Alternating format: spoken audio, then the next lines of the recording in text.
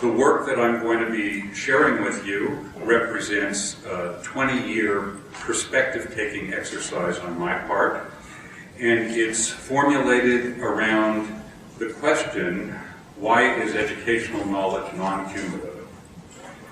Particularly, given scientific foundations for learning in psychology, why is there not incremental progress in educational practice akin to the progress regularly noted in medicine?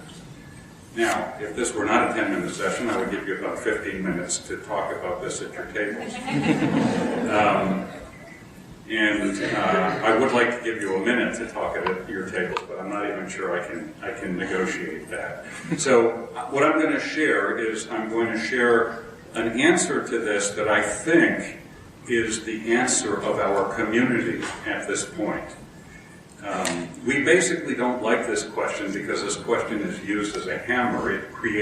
It's sort of like imposing expectations on us that somehow don't seem reasonable.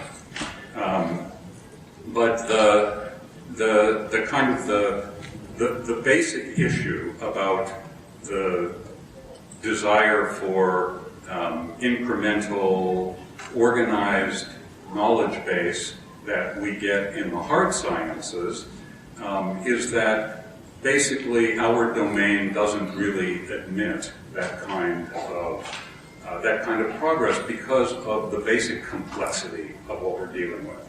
And I hope that that sort of resonates for you. And I have some provocative quotations assembled that kind of gives some substance to that idea that what we deal with in learning and teaching is not something that is, kind of reducible to some sort of single-focused perspective in the way that, say, medical knowledge based on a variety of hard sciences is.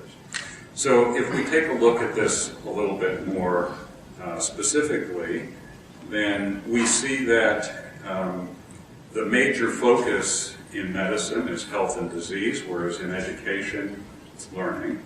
And the medical sciences provide an array of, the basic sciences provide an array of theoretical tools for pursuing the interests of medical health. In education, with respect to learning, we also have an array of scientific perspectives.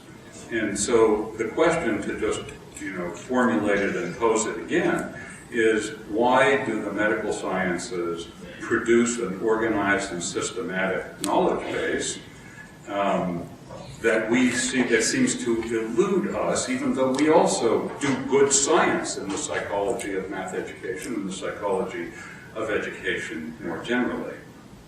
And so if we take a look at the sciences on each of these columns, I think that we find that the hard sciences, the medical sciences, share a common point of view, and so therefore they are all able to participate together, whereas the multifaceted character of learning cannot be captured in just a single paradigm. So this is the kind of the setup for how we normally interpret and understand the major challenges of our field of education. And I'd like to try to upset that now that I've laid the ground here. We've been using the lens of psychology to peer at learning, and I'm going to suggest that we turn the telescope around to glimpse psychology within the firmament of sciences. Now, this is a hard ask on my part because the perspectives that I am provoking you with don't come easy to us for reasons that I don't have time to go into in this talk. But the goal is to undermine our perception that the complexity of learning is really the principal impediment to our having a systematized, organized knowledge base with the possibilities for incremental progress. So I want to frame the science of psychology in Kuhn's theory of paradigm change. And I'm pointing to an aspect of Kuhn's theory that perhaps people haven't thought about that hard. Mostly he deals with scientific change in mature sciences, but he also looks at pre-paradigmatic sciences, sciences like psychology that are in a state of multiplicity. And what he points out is that there is an imperative that is driving these pre-paradigmatic sciences like psychology to achieve some kind of eventual unification so that they can transition to scientific maturity. Okay? So I'm bringing this into the foreground now, and I'm going to push this pretty darn hard.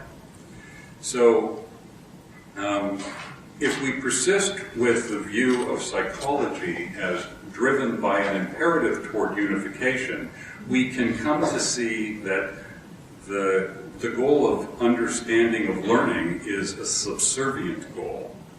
Okay? That the main driver that I'm talking about here is an imperative towards unification. And we can see that if we look at the strategies that have evolved over the past 100 years for education and psychology to handle the multiple paradigms of psychology. So what I'm suggesting is that the major problems of our profession reflect these strategies and not the inherent challenges of learning teaching. So I'm just going to quickly run through the fact that our current perception that learning is a complex, multifaceted whole is not the way we have always taken it to be. That in the earlier parts of scientific psychology, it was a winner-take-all battle. The idea was that there was one right theory and we had to identify what that theory was.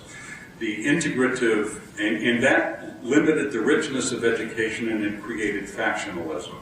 Integrative theory, which is more akin to the multifaceted view of learning, is aspirational and it has unclear educational implications. There's been other approaches. There's the how people learn approach, which basically throws in everything plus the kitchen sink and leads to grand visions, but also to ad hocery when it comes to pedagogy.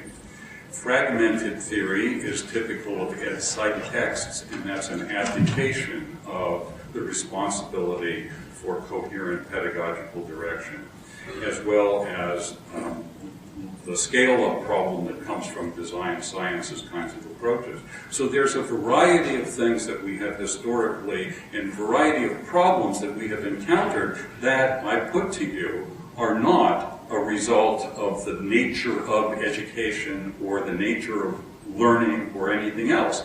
It's a matter of the strategies that psychology has pursued through us in order to enable their science to eventually become unified.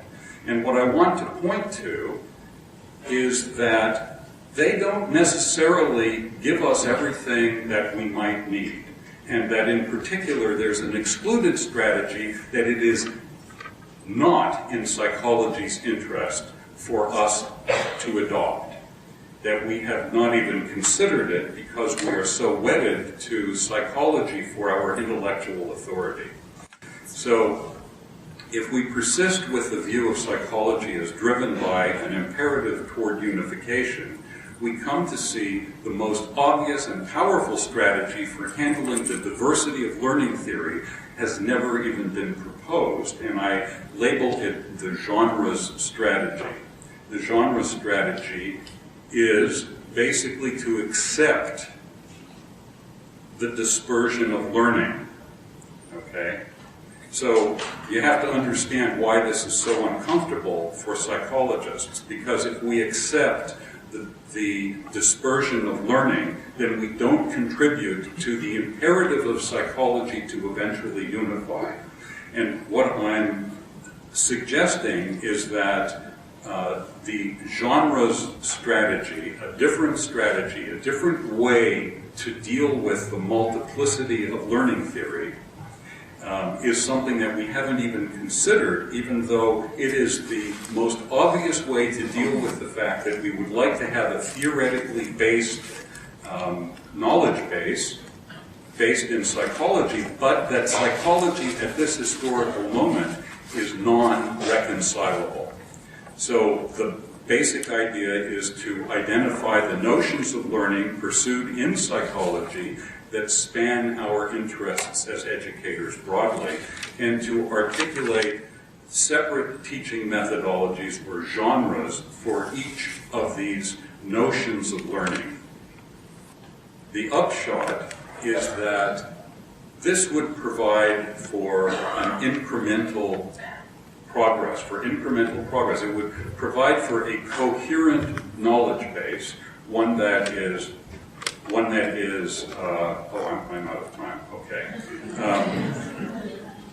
Okay, so I'm going to stop because of what other people have to say next. Here are some publications that you can look to, and thank you.